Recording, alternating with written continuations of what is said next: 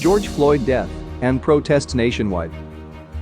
There were massive protests around the country for a second night in response to the killings of George Floyd and Breonna Taylor. Thousands took to the streets in Minneapolis, New York, Atlanta, Detroit, Oakland, Los Angeles, and more.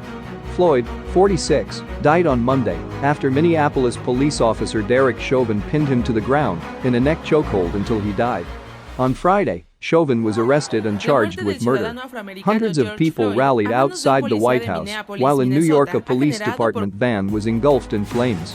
President Donald Trump announced Saturday that the military police were ready to deploy to Minneapolis amid ongoing protests in the aftermath of George Floyd's death. The governor Tim Walz authorized the full mobilization of the Minnesota National Guard for the first time since World War II, with 2,500 soldiers and airmen scheduled to be mobilized by noon Saturday.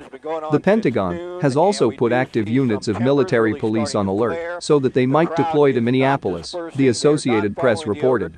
In Washington, D.C., the White House was briefly placed on lockdown as protesters and police clashed outside. As the night wore, police started arresting protesters who did not disperse or follow orders, using city buses to hold them. For many of the thousands of protesters in cities across the country, there seems to be one primary demand: justice for George Floyd's death and an end to police brutality against African Americans. Clashes with police also erupted in Oakland, California, after protesters were told to disperse.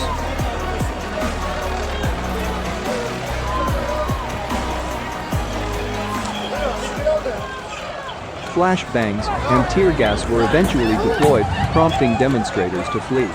One LAPD officer was reportedly hurt during clashes with protesters who smashed windows and vandalized several police vehicles. As in other cities where large demonstrations took place, businesses were also looted and vandalized. Police eventually surrounded protesters who remained late Friday for mass arrests in front of City Hall.